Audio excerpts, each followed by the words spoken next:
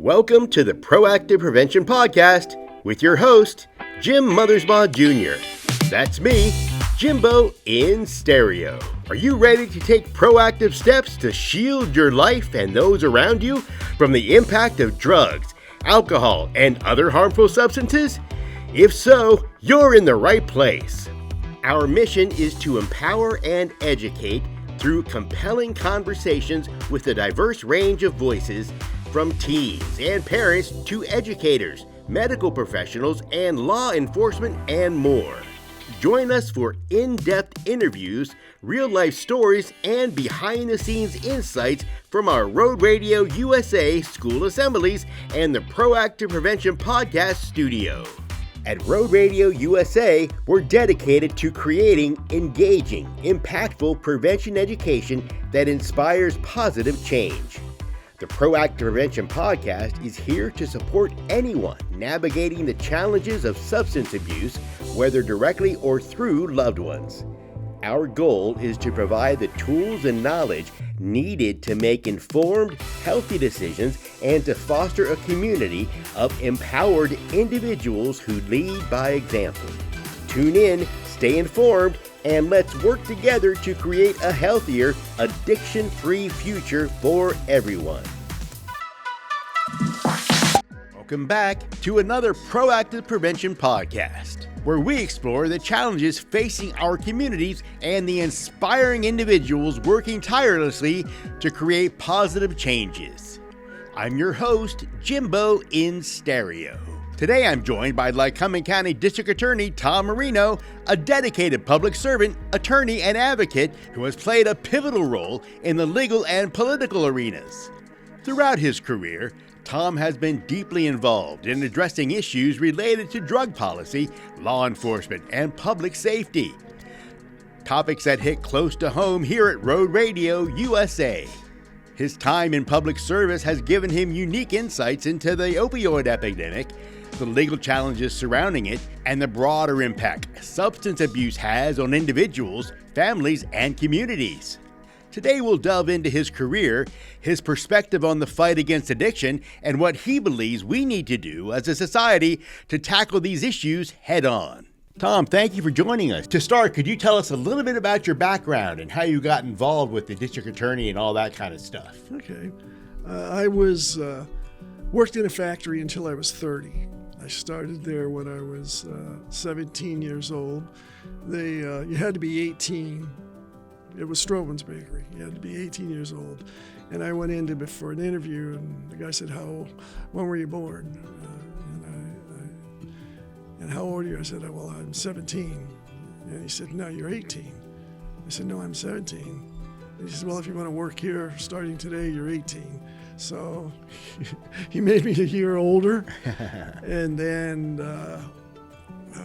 I worked my way up in management rather quickly. But then I decided to go to college.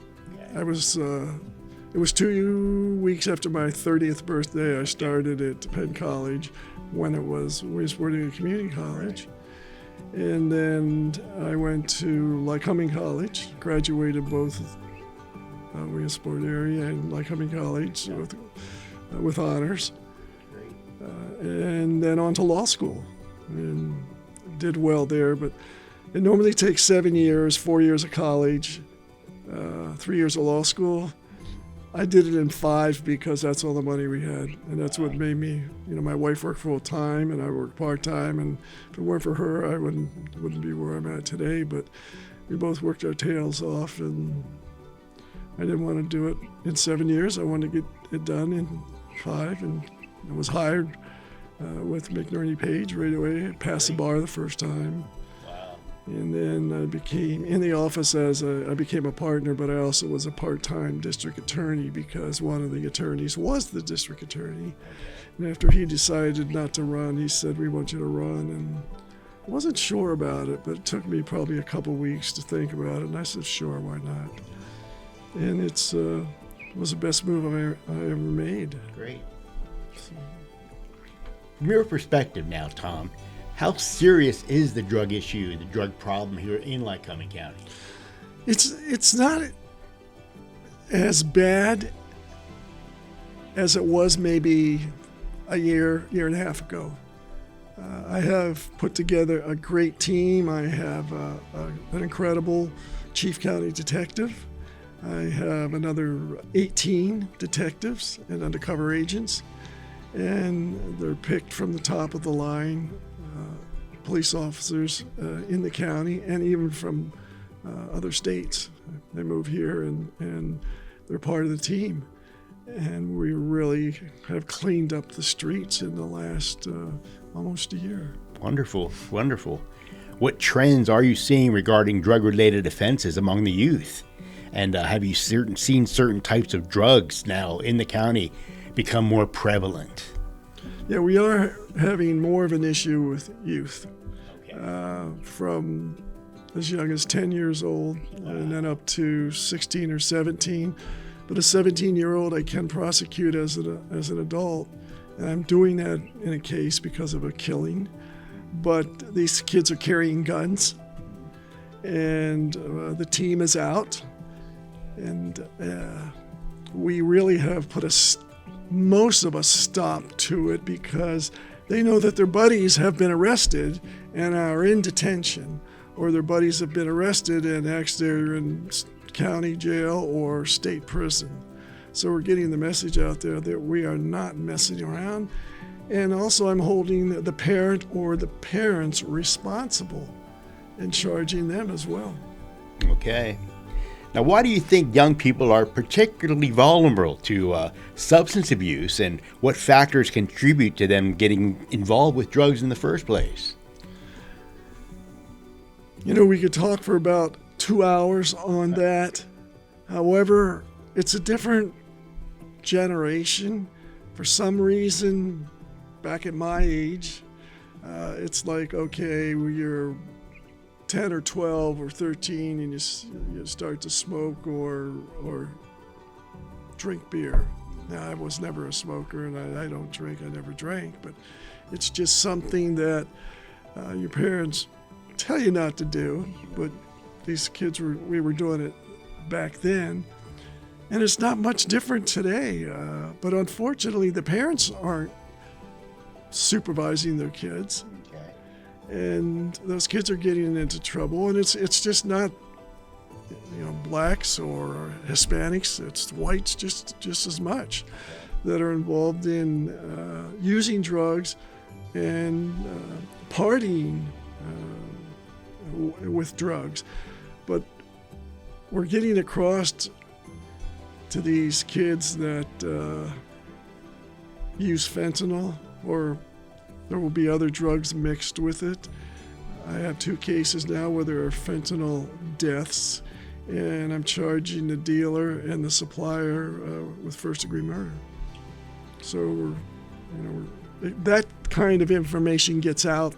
Those kind of prosecutions get out, so they move on to somewhere else. So we're really making a big difference here, and this will be my second time of, since I've been back, to clean the streets up. Or my staff, just not me. It's just I have a tremendous staff, both in agents and undercover people, but also in my office, paralegals, experts in keeping me focused. Okay. Can you explain back from where? Can you get into that a little bit more? I was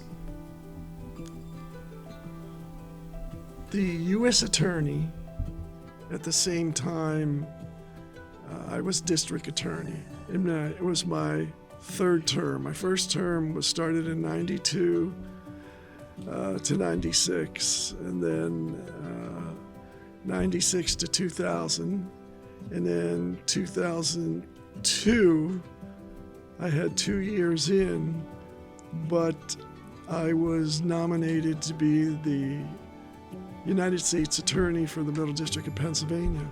So I resigned from my DA's position, and my second in command took over that because he was the best to do that. And then I was in the U.S. Attorney's Office. My district was the largest. We had 2/3 of the state. We were in the middle. Philadelphia was very small. Pittsburgh was a little larger, but ours was district was very large. And again, there, my offices were in Williamsport, Harrisburg, and Scranton. And once again, I was able to cultivate a phenomenal group of men and women prosecutors. And so I did that for about 6 years. And then I decided to move on because I wanted to be more planted. I didn't want to have to travel back and forth to D.C. and to Scranton and Wilkes-Barre, towns like that. So a company hired me. They're out of South Carolina, and I was actually made a vice president for marketing and government policies and issues like that. But then after I decided even to get out of that, I thought I was going to really retire and hang it up. And my wife and I bought a little place in Florida that I have been to twice now in 3 years, and my wife has been there, and her sisters and the kids go with her, but because of the office, I can't do that. But I just got calls from people here in Williamsport, just citizens, judges, police officers, you name it. They said, we understand you're retired. And I said, well, I've been here for 3 weeks. And I said, I'll think about it. And I was ready simply to say no, but I said to my wife, look, it's all I do is go to the beach, which is nice, go to the gym, and then come back and sit in front of the television. And I said, they want me to run for DA again. So, and that was only, our home is really in Williamsport. But the longest time, I think I was down there for maybe close to 3 weeks. But I just said, look, I got to my kids are back there, and I have this job offer, and why not? It'll be the 4th term. I'll be the longest running district attorney in the county, and the only one serving 4 terms at this point. So I said, that's what I'm going to do. And this has been my most favorite job out of anything. I left out Congress. That was after the U.S. Attorney's Office. I ran for Congress in 2010 and won, and spent almost 10 years there. And because I was a term limit guy, I said we should be term limited to 10 years. There's a lot of people who've been there for 30 and 40 years, and they don't do anything. In 10 years, less than 10 years, because I left there in 2019 because I was, my cancer flared up again. Okay. So we came back to Williamsport, let my doctors take a look at it. They took care of everything. But I've always fought. Every year I would put legislation on the floor that says term limits. It's 12 years in the House because there are 2-year terms, so you can do for 6 terms. And then the Senate, it's 6-year terms, so 2 of those would be 12 years. And then you have to get out. And my leadership and the leadership on the other side, both Republican and Democrat, would never let it go to the floor for a vote. Oh, really? Yeah, because a bunch of people who do nothing Right. would be out of $174,500 a year plus good benefits. Okay. So I said, you ought to be ashamed of yourself, and then moved on. Okay. But still, I'm right where I want to be at this point, and I helped a little bit in the campaign. In 2016, they said I helped a lot because I was the first congressman to come out and endorse Trump, and my leadership told me my career was over. Well, then after the election, after we got him elected, they said, hey, can you help us mend the fence? I said, you jokers make me laugh. And did a little work in 2020. But not this time. They called me and asked me if I could help out, and I said, I tell people, they ask me how I'm voting. I was clear on the fact that I'm voting for Trump because the country's in a bad shape economically with illegals coming into the country. And I said, that's just, I'm fed up with it. Right. And so I'm back here in the DA's office. Great. Back to the drugs. Thank you very much for saying that. Thank you very much. So what do you see as the biggest drug problems now facing our community in Pennsylvania right now as a whole? These people using drugs, kids using drugs that is laced with fentanyl. Okay. And just so many of them just do not comprehend of what this does to them, but also what it does to their family, their mother, their father, their brother, their sister. They're just they think that nothing can hurt them. I can drink, I can do drugs, I can do one thing or another, and it's not going to hurt me. Okay. Until it catches up with them. And that can all be avoided by what's going on the southern border, correct? Yeah. Okay. Yeah, I mean, let's look at that. I remember 2016, Trump tried to put up the walls, the metal walls. And people could come into the country legally. Right. They'd fill out the right papers. They would come through their country's procedure and then into the United States. They'd have to go through so many things to become a citizen, which would take a couple of years. Right. But it worked well.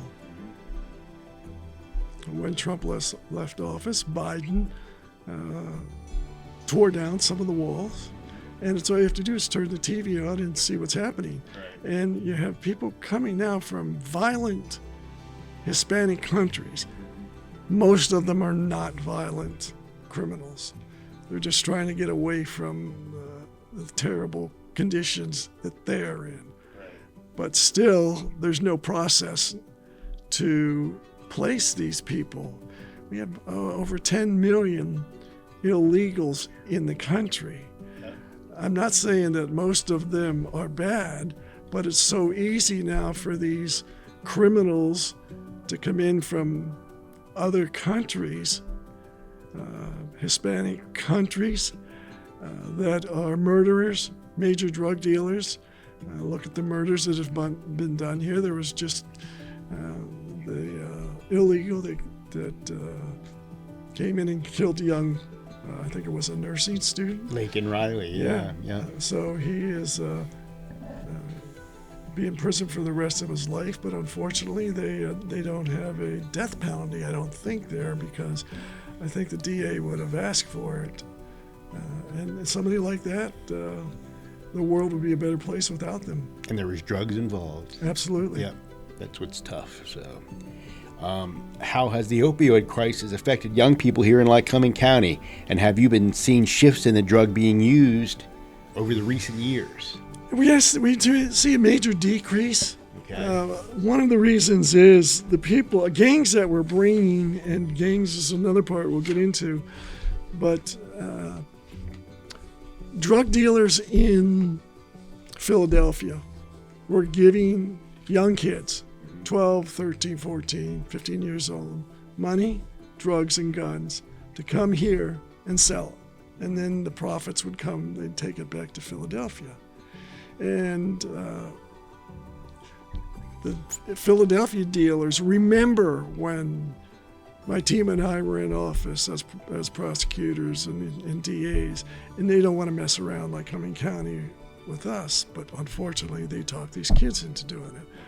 But we've arrested these kids, and a couple of them I am prosecuting as an adult because of the crimes that were committed. And I'm pretty certain that message is getting out there, but we're still occasionally have a kid that fires off a gun or two of the gangs get mad at each other and start shooting each other. We took the gangs off the street pretty much. And this summer mostly, because they'd hang out in the corner and my guys would be out there. After midnight, if they're on the corner, we roust them, pat them down, take their drugs, take their guns, take their money, and then put them in detention until we decide whether they're old enough to go to prison or stay in detention. That's dwindling now because they know we're serious about this. But still, there's the occasional kid out there that has a gun, that's trying to shoot somebody else. As a matter of fact, not too long ago in the west end of town, one kid was shooting another kid. It's like they don't even know where they're shooting. They just do this stuff with a gun and try to think they're on TV or something, I guess it is. But 2 or 3 bullets went through a car that a young girl was driving by, and thank God she didn't get hit. But that's, that leads us into why I want our juvenile rehabilitation complex, because we're going to have psychologists, psychiatrists, doctors, nurses. We're going to have courses that these kids are going to have to take, or else they're not going to be able to move on. I'm demanding that these kids go into counseling. We have counselors coming in, and the parents have to be with them, because the parents need counseled. They're not watching these kids. And it's unfortunate because most of it is mom has 5, 6 kids, and the husband's not around, or the husbands aren't around, and then the grandmother ends up raising the kids. So if the parent doesn't show up, or parents don't show up, I'm going to hold them in contempt and put them in jail. And how often is that occurring in Lycoming County, would you say? As far as the mothers and the grandmothers and all that kind of stuff. They don't get involved because they're not aware of it. And I did a lot of juvenile issues before the juvenile court. One of my assistant district attorneys back in the 90s, Diane Turner, is the chief juvenile officer. Okay. And we work very closely together. Mm-hmm. And a lot of these kids get put in detention. Okay. And unfortunately, we don't have enough beds locally, and we have to send these kids to Ohio, to Texas, and that's another reason why we need to build the complex here in Lycoming County. Mm-hmm. And it's there will be detention rooms that the worst of the worst will have to be in until we get them focused. Okay. But most of the kids, it'll be in a nice dormitory. I just was up to the township where we're going to build this, and they love the idea. It's going to look like a lodge sitting on the side of the mountain, and we can have up to from 140 to plus beds for our kids, but other kids around Lycoming County, because once they see this, it's a state-of-the-art facility. Great. Nothing is like it. I did the research. Nothing across the country is like it. It's going to cost a lot, but it sounds great. Well, it's going to cost $60 million, but we're raising the money. It's going to create 200 jobs. That's awesome. But we're going to have the people on staff 24/7. The doctors, the psychologists. Can I ask you who the judge is that's involved? Is Judge Butts? No, because it's all the judges are involved. Okay. They love this program. They say keep going with it, Tom. We support it. Great. Judge Tira does most of the juvenile matters,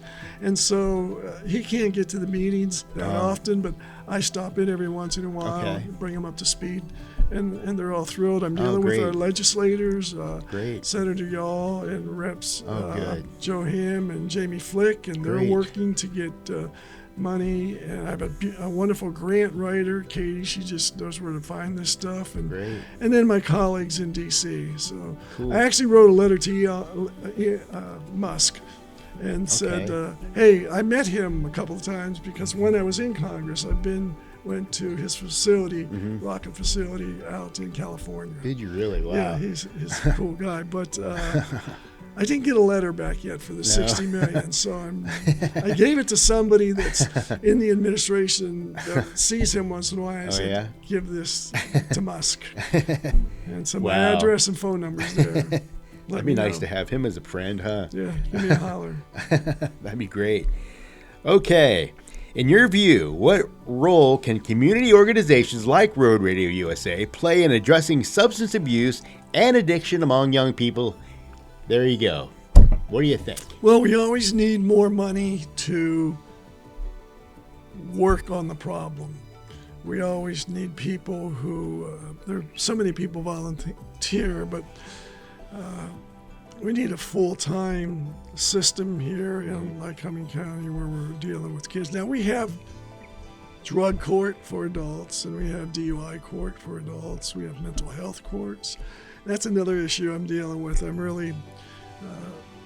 We have no way of handling or dealing people with mental health issues, and that's frustrating to me because there was a building out west. I think it was a hospital, and I was in Congress, and I said, look, I need X amount of dollars for this hospital / confinement / rehabilitation, and I needed $50,000 to get it started, and I thought I had it, but the leader pulled it off the calendar, and we never got it. But we don't have facilities in this country that can handle mental health issues. They are very, very rare, and the ones that do exist are very, very expensive. Okay, very good. What advice would you give to community organizations or individuals who want to make a difference in preventing youth substance abuse? Well, we need more people to get involved. We need more money to make sure that we're able to reach these kids that are tough to reach. And we need more of an incentive to get people off of the drinking and getting crashes and the drug usage. It's a constant struggle, but we keep at it. Okay. Judge Butts has the drug court and the DUI court that actually, I think it was the DUI court that Judge Brown and I started when I was here in the 90s. And then they just copied it for, drug court and mental health court. That leads me to my next question. How can schools, parents, and community members work together to create a supportive environment that discourages drug use and helps those who are struggling? Well, the parents have to focus on the kids more. And I know it's difficult, particularly for a single mother and even a single father. Right. And that's where the community can help out. We should be having the facilities to give counseling to the kids, to the mom, to the dad. And we can set that up. That could be very easily be part of what we're developing to, build this state-of-the-art facility. Businesses can, make donations, help out local store owners. They know who comes in their store, who doesn't. They know who's walking the streets, who's not walking the streets. And if they see something that just doesn't look kosher, they call us at the DA's office. We want to know about it. We will get my detectives out there and we will see what is happening. But we have to get people more involved. For some reason, I think I read an article just not too long ago that the public doesn't want to get involved in dealing with issues like this. Oh, let law enforcement do it. Let the district attorney's office do it. Let the judges do it. If they don't get involved, it's only going to get worse. Okay. Very good. Are there any initiatives or policies you'd like to see implemented or at the local or state level to better combat substance abuse among the youth? You might have just answered that. I think I did, but we have to make sure that those funds keep coming in. Now there is a lot of money that the county got for the fentanyl problems, but that's running out shortly. Right. Thank God we haven't had a fentanyl death lately. And I think our office has a great deal to do with it, and the judges have a great deal to do with it, because the judges realize that we're saying, Judge, if my people are out there making these arrests, these bad guys must be put in jail. Earlier this summer, there were 2 guys that were stupid enough to come in Lycoming County with 5,000 packages of fentanyl. Okay. Well, fortunately, we were notified, and my team got on it right away, and the next day we were able to confiscate all the drugs and arrest the 2 individuals involved that are going to state prison for a very, very long time. Probably the rest of their lives because of the fentanyl. Wow. And that's what should happen. Okay, good. Okay, Tom, looking back on your work now and the broader role in law enforcement, where are you most proud of in the terms of making a difference in the fight against youth substance abuse? I think the DARE program that we used to have, I'd like to see something like that come back, not necessarily call it DARE. I was met with one of the officers of the DARE program at a convention, but helped out to try and keep it happening. But the money just ran out, the funding ran out. And it's going to be a community process. Everybody has to get involved, whether you have kids or not. We're going to have more programs. We're going to have state-of-the-art training on how we work with these kids. Because just sitting down and saying, okay, don't do drugs anymore isn't going to do it. But then we also have to let them know that if you're going to break the law, then you're going to go at least to a juvenile detention facility, Right. and worse yet, you could go to county or state prison. Okay. Okay, for our listeners who may want to get involved now, what are some of the concrete steps they can take to support prevention efforts and help combat substance abuse among young people? Start working with their schools. Good. That's most important. One of my degrees is in secondary education, so I know what these teachers are going through. Mm-hmm. I mean, kids were bringing guns to school, Right. and that's just that's the most important issue to deal Right. with. And I think we're doing a good job on that. But I am advising all the schools. I know it's expensive, but you should have metal detectors. Okay. And I can guarantee you that in mostly any school that doesn't have a metal detector, and kids are coming in with backpacks that aren't clear, Yeah. or it's on them.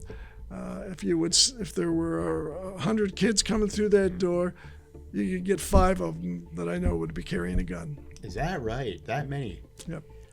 Wow. I know we do a lot of schools and So you think the big schools we have, a couple hundred come in and out, right. and maybe more than 1,000 that come in and out, and you can't pat them down Right. unless there's something really obvious. Right. And I know metal detectors are expensive. They need maintenance, and they need somebody to operate them that know how. Right. But That's a lot. you're saving lives Sure, by absolutely. having that. And they say, well, we can't afford it because of this Right. program and that program. Saving Look, lives. there's going to be a day where I'll say to you, I told you so. Yeah. Oh, yeah. I can imagine. If not guns, definitely knives. Yeah. Yeah, definitely. Wow. Oh, I trust you. I mean, I believe you completely because there's definitely stuff going on in these And the kids schools. today, they don't hesitate in pulling the knife or a gun on a teacher or anybody Oh, else. And it all gets back to, most of it gets back to parenting, what's on TV, what's on the movies, the music. you know, these kids. I'm not making a joke about this. It reminds me of the gang that couldn't shoot straight, and that's the problem. Innocent people are getting hit with bullets because of they're on the internet. Mm-hmm. Where are the parents when it comes to how much time their kids are spending in their bedroom, on the internet, or on their phone? Mm-hmm. They don't probably, first of all, have the wherewithal or the knowledge that what is taking place on the internet and on the phones. Right. So the parents are going to have to get involved somehow. There also needs to be, you know how we counsel kids? Right. You know, we should, and I thought of this before. I said to my staff, what do you think of this idea? And we're still mulling it around. Let's start offering to the parents to come to a weekly session that we have in the county about the issues that we're dealing with. We'll start with drugs, we'll start with guns, we'll move on, and we'll hear from the parents. We'll try to help the parents in any way we can because of my staff. We have counselors that we reach out to. Maybe we can give them the answers to get started. Mm-hmm. I don't have a problem trying to, through your office either, bringing all the principals together and putting some kind of... I had a couple of meetings like that, and most of them agreed with me, but this is how we're going to pay for this. Well, we're going to go to Harrisburg, and we're going to go to D.C. Absolutely. And, we're going to we have to do this or else. Mm-hmm. But I'm anxious to come up with some type of maybe, I don't know, the time period once a month, just to see that, hey, the DA's office is holding a session. I don't want to call it a seminar or question and answer in a particular facility on the issue of guns and how to find out, how to check out if when your kid comes home from school and there's a bag there and you have a little question about it, open it up and see what's in it. Anything like that, I would think, somehow generate some kind of a spark in their minds, to get it interesting. And let them know that we're here in the DA's office, the police, we're available, state and local. But it's difficult because if again, I get back to this, to the mother and the father who are both working, to pay the bills. Hopefully things are going to get better now as far as the economy is concerned. And maybe we'll get these parents. I have to give this program more thought. I want to touch base with some my psychologist friends and my judges to figure out how to go about this. Well, Tom, you're winding things down right now, but thank you for the session today. Is there anything else you'd like to add to kind of wind this thing down right now? What else would you like to add as a component to the alcohol and drug issue we had to talk about today? Well, anyone that listens to this has to realize that the teachers aren't responsible for raising your kids. Okay, the teachers have enough to do to teach the kids.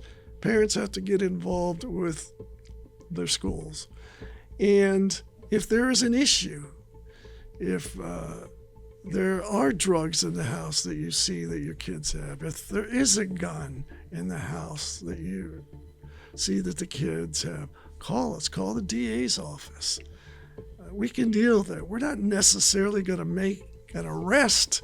What we're going to do is, first of all, thanks, Mom, thanks, Dad, for calling us. We'll take this gun off the street, out of your house. We'll get the kids in counseling. They will be forced to go to counseling. If not, they're going to end up in detention. And we're going to help you in any way that we can. Also with the drugs and the alcohol, too, is if they're underage as well, too. Would you do that as well? Well, that's what I'm talking about mostly. The underage kids, that are out there. But the whole drug scene, If you find some, I've had some parents say it was only marijuana.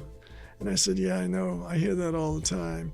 And here's what I hear the next time. My kid's dead from fentanyl because he made the leap from marijuana to fentanyl. Okay. Thank you very much, Tom. My pleasure. Okay.